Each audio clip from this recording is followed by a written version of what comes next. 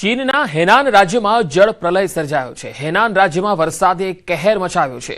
આ રાજ્ય પાણીમાં ગળાડૂબ થયું છે। આ તસવીરો આવી રહી છે હેનાનથી। અહીંયા રેકોર્ડ તોડ વરસાદ થયો છે। કેટલાય વાહનો અને ઘર મેટ્રો આ પ્રલયમાં તણાઈ ગયા છે। અહીંયાના 12 લાખ લોકો આ પ્રલયથી પ્રભાવિત થયા છે। તો ચીનના ઉત્તર પશ્ચિમી પ્રાંત શાનક્સીમાં ભારે વરસાદ અને પૂરના કારણે રસ્તાઓ ધરાશાયી થઈ ગયા છે। પુલ અને વીજળી તેમજ સંદેશા વ્યવહારના માળખાને પણ નુકસાન થયું છે। આ પરિસ્થિતિને કારણે છેલ્લા 24 કલાકમાં 25,000થી વધુ લોકોનું સ્થળાંતર કરવાની ફરજ પડી છે। આ આફત એવા સમયે આવી છે જ્યારે ચીન ડોલ્ફિન વાવાઝોડા માટે તૈયારી કરી રહ્યું છે। આ વાવાઝોડું 9 થી 10 ઓગસ્ટની વચ્ચે શાંઘાઈથી કુજિયન સુધીના દેશના પૂર્વીય દરિયાકાંઠે ત્રાટકે તેવી ધારણા છે, જેની સાથે ભારે વરસાદ અને તેજ પવન ફૂંકાવાની શક્યતા છે। સત્તાવાળાઓએ જણાવ્યું હતું કે જમીન પર ટકરાયા બાદ આ વાવાઝોડું ઠંડી હવા સાથે ભળીને પૂર્વ કિનારા કરતા ઉત્તર ચીનમાં વધુ ભારે વરસાદ લાવી શકે। ભારેથી અતિ ભારે વરસાદ પડી શકે છે।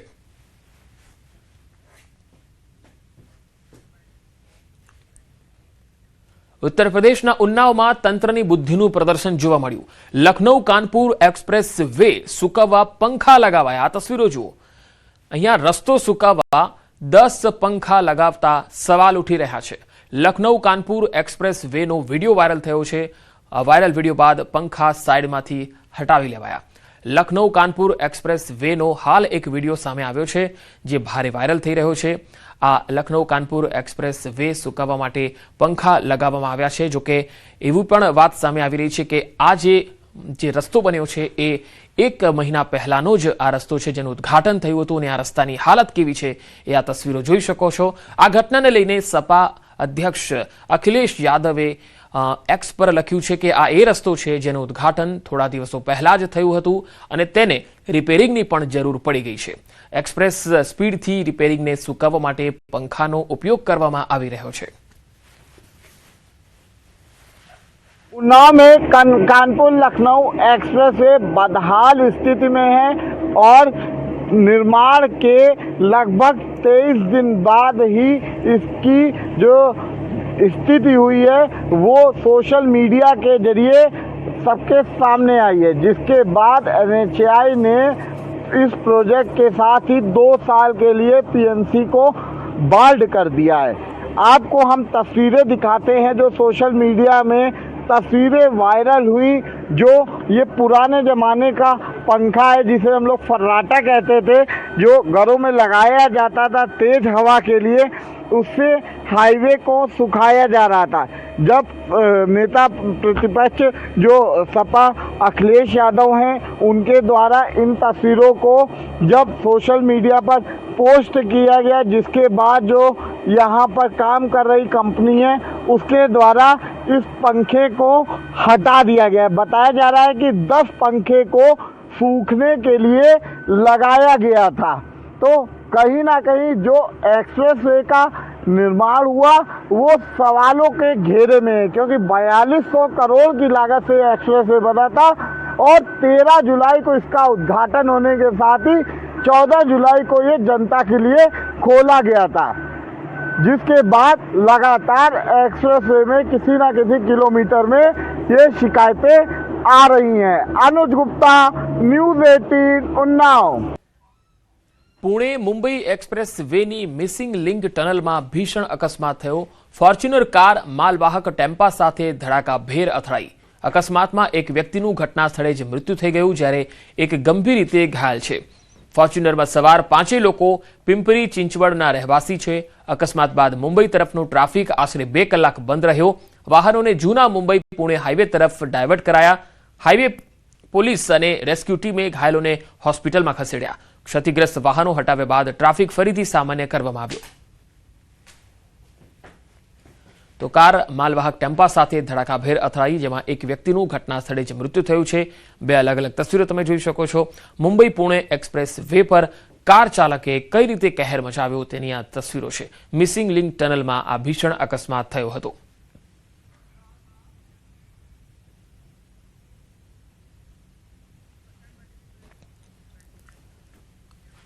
વડોદરામાં SSG હોસ્પિટલમાંથી આરોપી ફરાર થવાનો જે મામલો સામે આવ્યો હતો, પોલીસે આરોપીને ઝડપી લીધો છે। દુષ્કર્મ કેસનો આરોપી પોલીસ જાપ્તામાંથી ફરાર થઈ ગયો હતો। રાત્રિના સમયે આરોપી પોતાના ઘરે આવતા પોલીસે દબોચી લીધો। આરોપી ગોવિંદ મહોણિયા છાણી કેનાલ પાસેથી ઝડપાયો છે। તસવીરો આવી રહી છે વડોદરાથી। તસવીરોમાં જોઈ શકાય છે કે આ દુષ્કર્મનો આરોપી છે જે ફરાર થઈ ગયો હતો। એસએસજી હોસ્પિટલમાં સારવાર માટે હતો। પોલીસે આરોપીને આખરે પકડી લીધો છે। રાત્રિના સમયે આરોપી પોતાના ઘરે આવતા પોલીસે તેને દબોચી લીધો। આરોપીનું નામ ગોવિંદ મહોણિયા છે જે છાણી કેનાલ પાસેથી પકડાયો છે। તો વડોદરામાં દુષ્કર્મના આરોપીને એસએસજી હોસ્પિટલમાં સારવાર માટે લાવવામાં આવ્યો હતો, પરંતુ ત્યાંથી તે ફરાર થઈ ગયો હતો। હોસ્પિટલમાંથી આરોપીનો ફરાર થવાનો જે સામે વિડીયો આવ્યો હતો ત્યારબાદ અફરાતફરી મચી હતી। પોલીસે પણ તેની તપાસ તેજ કરી હતી। રાત્રિના સમયે આરોપી પોતાના ઘરે આવતા પોલીસે તેને દબોચી લીધો હતો।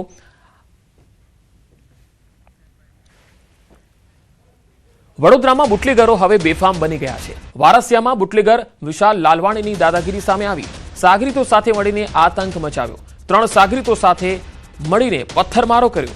મહિલાના ઘર પર પથ્થરમારો કરી અને તોડફોડ કરી। વચ્ચે પડેલા ટેમ્પો ચાલક અને તેના પરિવાર પર હુમલો કરી દીધો। આ ઘટનામાં 3 લોકો ઈજાગ્રસ્ત થયા છે। સમગ્ર મામલે સુંભારવાડા પોલીસે વધુ તપાસ હાથ ધરી છે। વડોદરામાં અહીંયા તસવીરોમાં જોઈ શકાય છે કે બુટલેગરો કઈ રીતે બેફામ બની ગયા છે અને તોડફોડ મચાવી રહ્યા છે, ખુલ્લેઆમ આતંક મચાવી રહ્યા છે। બુટલેગર વિશાલ લાલવાણી છે જેની દાદાગીરી સામે આવી છે। એક મહિલાના ઘરમાં તે તોડફોડ કરતો દેખાઈ રહ્યો છે, શાંતિ ડહોળી રહ્યો છે। વડોદરાથી સંવાદદાતા હાર્દિક દીક્ષિત જોડાયા છે। હાર્દિક, આ બુટલેગરની સામે કોઈ એક્શન લેવાયું છે ખરું? બિલકુલથી જો બુટલેગરો સામે અગાઉ એક્શન લેવાઈ હોત અને સબક શીખવાડ્યો હોત પોલીસે તો આજે બુટલેગરો આ હાથે બેફામ ના બન્યા હોત। વારસિયા વિસ્તારની જો આપણે વાત કરીએ તો બુટલેગરોનું ગઢ કહેવાય છે વારસિયા વિસ્તાર, અને પોલીસની મહેરબાનીથી અહીંયા બુટલેગરો એ હદે બેફામ બન્યા છે કે સ્થાનિક લોકો જે છે બુટલેગર સામે અવાજ ઉઠાવતા પણ ધ્રુજે છે। અને એનો જીવતો જાગતો પુરાવો ગઈકાલે વડોદરા શહેરમાંથી સામે આવ્યો છે। આ બુટલેગર વિશાલ લાડવાની છે, એની દાદાગીરી એ હદે વધી ગઈ છે કે એની મરજી ના હોય તો કોઈ વ્યક્તિ એ રસ્તા પરથી પસાર પણ થઈ શકતો નથી। પરિવાર જે છે તેના પર હુમલો કર્યો, એક મહિલાના ઘર પર પથ્થરમારો કર્યો, તેના સીસીટીવી ફૂટેજ પણ જોઈ શકાય છે। તેને નુકસાન પહોંચાડવાની કોશિશ જે છે ત્યાં બુટલેગરે કરી છે। ત્યારે અન્ય જે પડોશી છે તેમના દ્વારા વચ્ચે પડીને મધ્યસ્થી કરવાનો પ્રયત્ન કરવામાં આવ્યો હતો।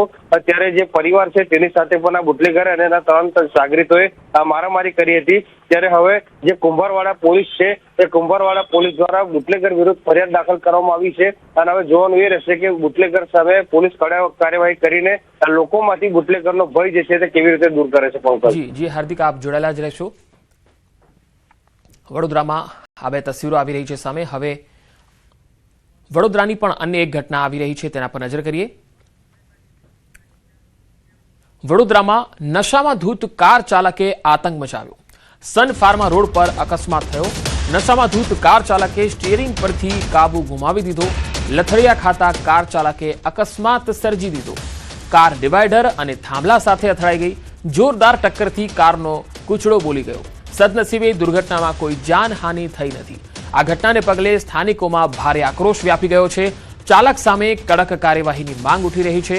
કાર ચાલકના ચાલવાના પણ હોશ ન હતા। પોલીસે ગુનો નોંધીને વધુ તપાસ હાથ ધરી છે। તો નશામાં ધૂત કાર ચાલકનો આતંક। એ ભાઈ પીધેલી હાલતમાં ગાડી ચલાવતા હતા। રમફાટ જેવા ગાડી લાયા એવા થાંભલાના અંદર એ ભાઈએ ગાડી ઠોકી દીધી। અમે એમને એવું લાગ્યું કશું થયું, પછી એ ભાઈ ઉતર્યા તો લથડીઓ ખાતા ખાતા ઉતર્યા। અમે એ ભાઈને હાથ પકડીને નીચે ઉતાર્યા। એ ભાઈ ત્યાં ગયા, એના સપોર્ટમાં 2-4 લેડીઝ ને 2-4 જેન્ટ્સ આવી ગયા। એ ભાઈ કહે છે ભાઈ કોઈને વાગ્યું નથી ને, બસ કોઈને વાગ્યું નહીં, એ ભાઈને જવા દો। તો મેં એવું કીધું કે આ ભાઈ અગર કોઈને વાગ્યું એની જિમ્મેદારી કોણ લેતો? આ ભાઈને કશું કોઈને કશું થયું હોય એની જિમ્મેદારી કોણ લેતો? વધુ માહિતી મેળવીએ। સંવાદદાતા હાર્દિક દીક્ષિત જોડાયા છે। હાર્દિક, એક તરફ બુટલેગરો બેફામ અને બીજી તરફ દારૂ પીને નશેડીઓ બેફામ થઈ રહ્યા છે। આ કાયદો વ્યવસ્થાની સ્થિતિ પર મોટો સવાલ છે। બિલકુલથી પંકજ, હમણાં જ આપણે વાત થઈ કે વડોદરા શહેરમાં બુટલેગરો કઈ હદે બેફામ બન્યા છે। અને બુટલેગરો બેફામ બન્યા છે એના કારણે જે નશાના બંધાનીઓ છે તેમને નશો કરીને લોકોના જીવ સાથે ચેડા કરવાનો મોકળું મેદાન જે છે તે મળી ગયું છે। સતત બીજા દિવસે વડોદરામાં આ પ્રકારની ઘટના બની છે। પરમ દિવસે મકરપુરા પોલીસ સ્ટેશન પાસે આ જ પ્રકારનો અકસ્માત થયો હતો। અને ગઈકાલે જે છે જે સન ફાર્મા રોડ પર અકસ્માતની ઘટના છે તે સામે આવી છે અને દ્રશ્યોમાં પણ જોઈ શકાય છે કે જે કાર ચાલક છે તેને ચાલવાનું પણ ભાન નથી અને જે લોકો તેને સવાલો પૂછી રહ્યા છે તેનો જવાબ આપવાનું પણ ભાન નથી. કાર એ હદે એને હંકારી હતી કે કેટલાય લોકો જે છે તેમના જીવ જોખમમાં મુકાઈ ગયા હતા અને આખરે કાર જે છે તેને જોરદાર ટક્કર વાગી હતી અને કારનો કૂચરો બોળી ગયો હતો. સ્થાનિક લોકો જે છે તેમની અંદર ભારે રોષની લાગણી છે, કારણ કે વડોદરા શહેરમાં સતત આ પ્રકારની ઘટનાઓ ઘટી રહી છે. લોકો જે છે તે નશાનું સેવન કરીને પૂરપાટ ઝડપે પોતાનું વાહન હંકારે છે અને નિર્દોષ નાગરિકોના જીવ જે છે તે જોખમમાં મૂકે છે. ત્યારે હવે શહેર પોલીસે જે છે તે સૌથી પહેલા તો બુટલેગરો પર અંકુશ લાવવાની જરૂર છે અને ત્યારબાદ જે નશાના બંધાનીઓ છે તેમના વિરુદ્ધ કડક કાર્યવાહી કરવી પડે તેવી અત્યારે લોક માંગણી જે છે તે સંસ્કારી નગરીમાં ઉઠી રહી છે. પંકજ જી, હાર્દિક આભાર માહિતી આપવા માટે. તો સન ફાર્મા રોડ પરનો આ અકસ્માત તમે તસવીરોમાં જોઈ શકો છો. કાર ડિવાઈડર અને થાંભલા સાથે અથડાઈ જાય છે અને ડ્રાઈવર છે એ દારૂ પીધેલી હાલતમાં હોય છે.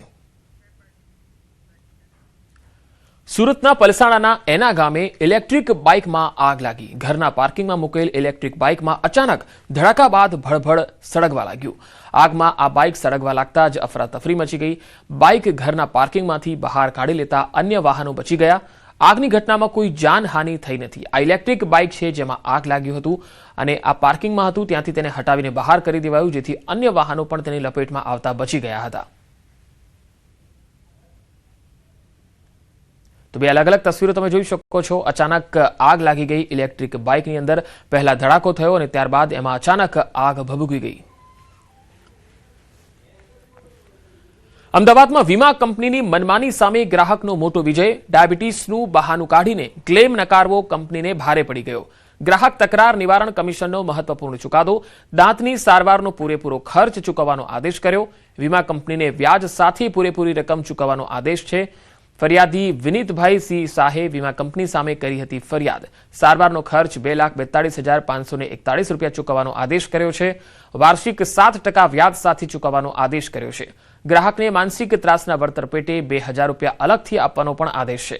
કાનૂની કાર્યવાહીના ખર્ચ પેટે વધુ પણ 2,000 રૂપિયા આપવાનો આદેશ છે.